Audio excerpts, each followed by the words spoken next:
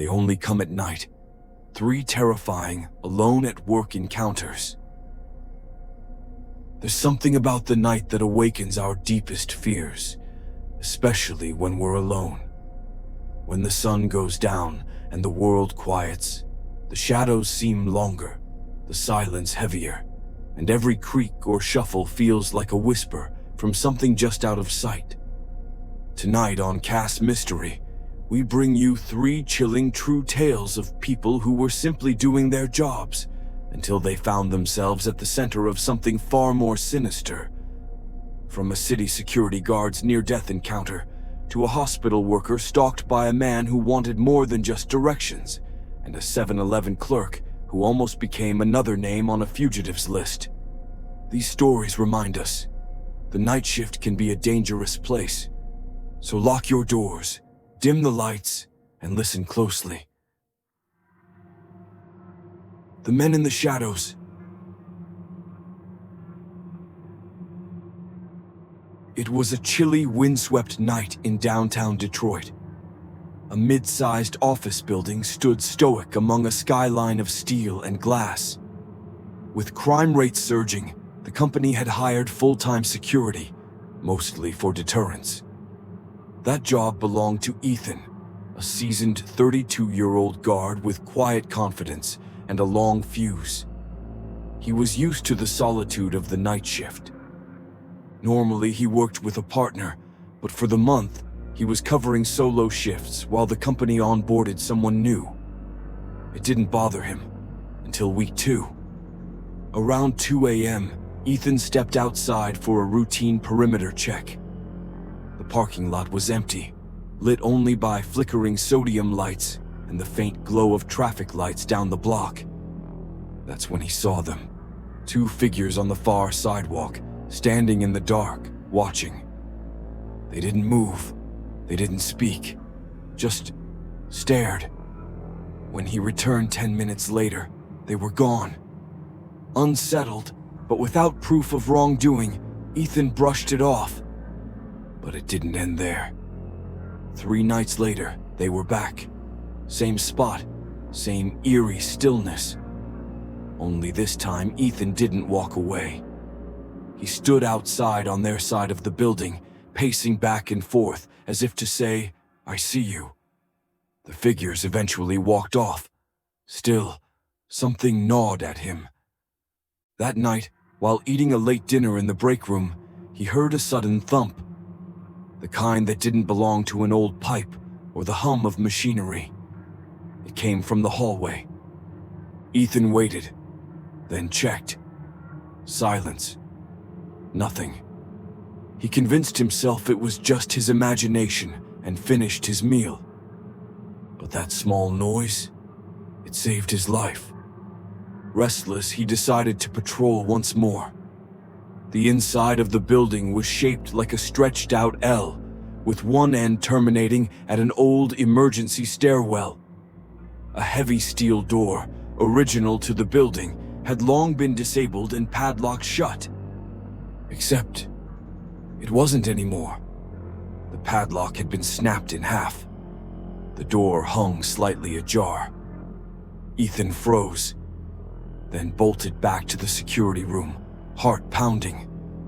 He rewound the footage. What he saw made his stomach drop. While he was outside watching the 2 men, they had snuck around back. They broke the lock, slipped in, and hid inside the workroom.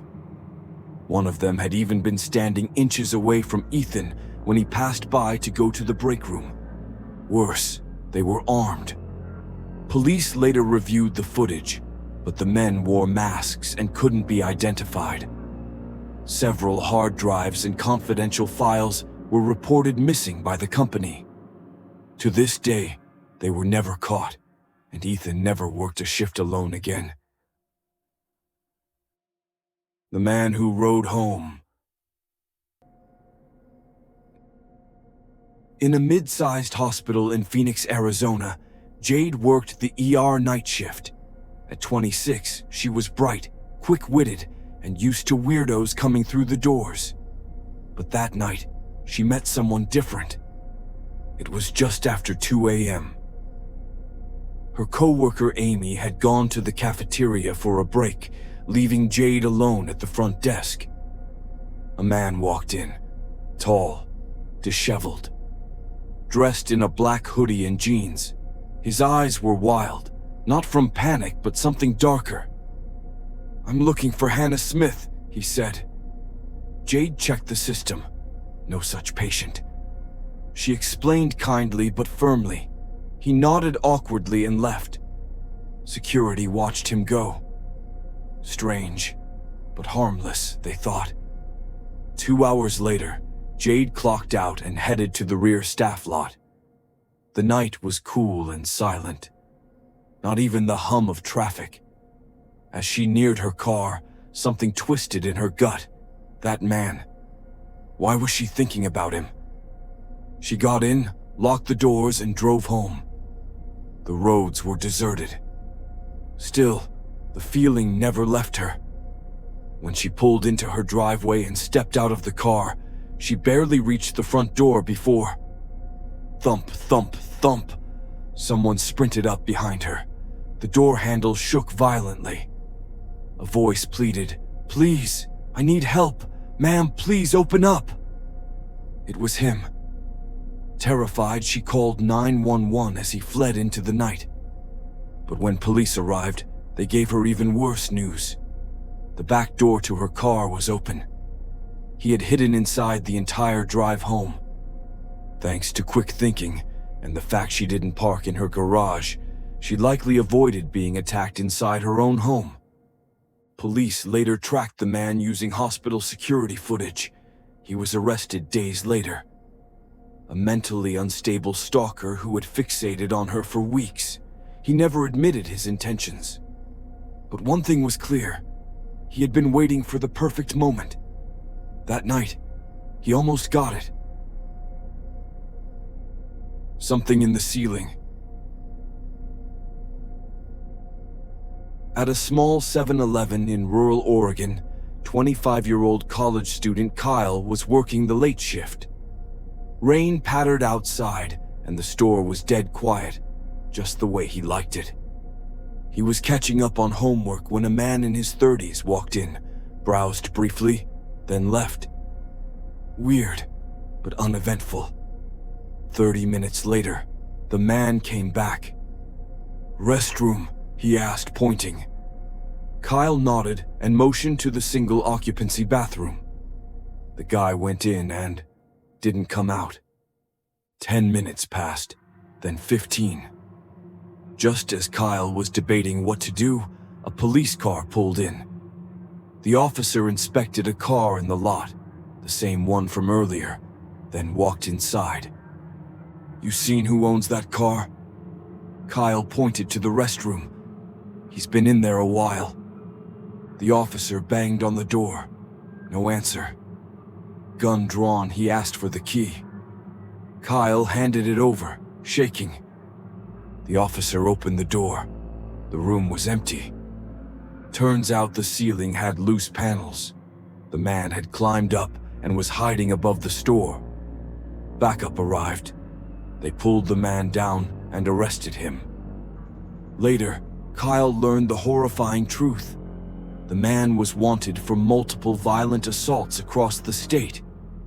All his victims, people working alone at night. Whether he was hiding from the cops or waiting for Kyle to be vulnerable, no one could say. But either way, Kyle never returned to that job.